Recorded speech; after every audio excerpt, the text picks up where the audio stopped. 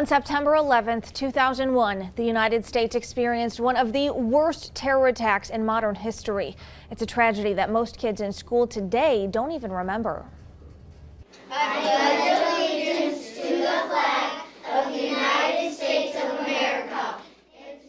New on Michigan this morning, we wanted to see how northern Michigan schools are teaching this new generation about what happened almost exactly 15 years ago. Traverse City West High School government teacher Tack Reddy used to ask his students what they remembered about 9/11. But as years pass, there are fewer memories. This year, he's taking a different approach, using old newspapers and videos to make it a history lesson.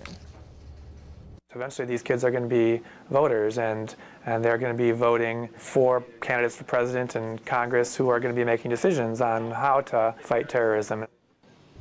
For even younger students, like the second graders at Willow Run Elementary, they mark this important day in history by writing cards to local first responders. Outside of the classroom, millions across the country, including here in northern Michigan, came together promising to never forget those who lost their lives that day. Yesterday, people in Tustin held a Blessing of the Badges and 9/11 memorial ceremony. Community members gathered alongside first responders where badges were blessed, and community leaders spoke about where they were on September 11th. Fire Chief Robert Rose says 9/11 was a day that brought all forces together, and it's important to honor the innocent lives lost and the brave men and women who worked tirelessly to save them. Tustin first responders would like to say thank you to everyone who came out to remember this day with them. Traverse City also held a ceremony at their 9/11 park yesterday. It's in the center of the park is a floor beam from the North Tower of the World Trade Center. People took time to come see the memorial for a moment of silence. Boy Scouts from the area stood in front of the memorial and saluted before lowering the flag to half-staff. The Grand Traverse Fire Chief says it's a day we must never forget. The Grand Traverse 9/11 Memorial Park invites people to come out any time of the year to honor those who lost their lives. And in downtown Sault Ste. Marie, the community took time to honor several groups of first responders. On Sunday, multiple law enforcement agencies and fire departments, along with the U.S. Coast Guard and Border Patrol, were all part of a special ceremony. A local Vietnam veteran thought of the idea at the beginning of the year. He said there are many days on the calendar where veterans are recognized, and he wanted yesterday's emotional tribute to be about local heroes that put their lives on the line every single day. The event was closed by a gun salute and the playing of taps. While hundreds in northern Michigan remembered those who lost their lives 15 years ago, the state of New York stood still as families gathered, pledging to never forget the worst terrorist attack on American soil. There were tears, poems, and moments of silence yesterday at the 9/11 memorial in New York City. The 2,977 victims of the September 11th attacks were remembered one by one. Bells were also rang at the same time each of the Twin Towers were hit, and again when they fell.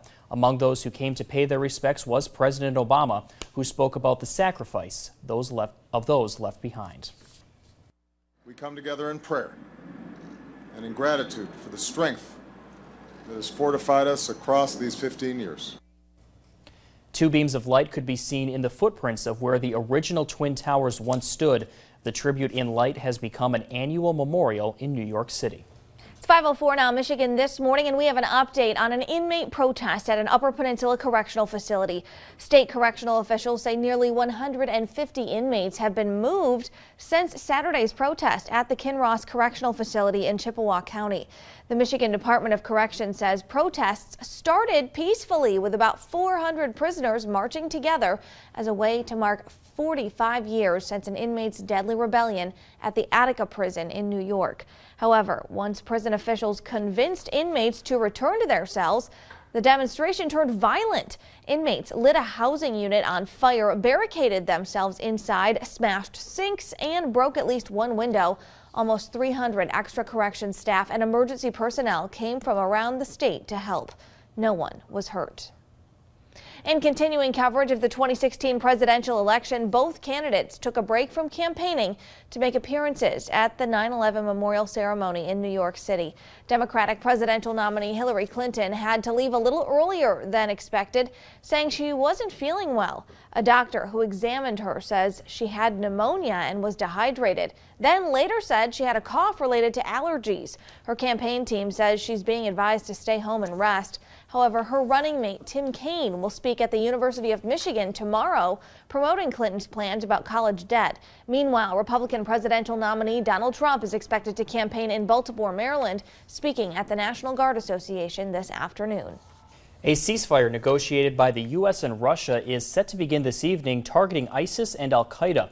It calls for an end to fighting between the U.S.-backed Syrian opposition and Syrian government forces.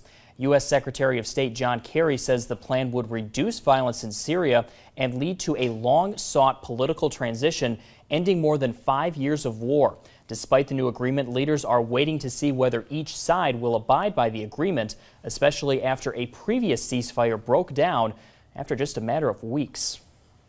It's a fashion show that brings to life the meaning of a catwalk down the runway. Models in New York held kittens as they strutted for chain boutique Lou & Gray, celebrating their new Fifth Avenue store. A local animal shelter partnered with the boutique to showcase their adorable kittens that are up for adoption. The fashion director says the clothes modeled are actually just as soft as the kittens.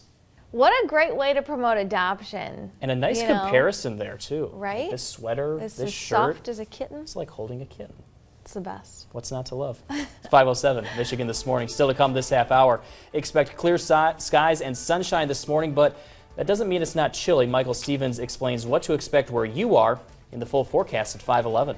At 5:20, David is at the touchscreen with a look at what hit theaters over the weekend. And the Lions pull off an incredible win against the Colts. Don't miss the highlights just ahead in sports at 5:24.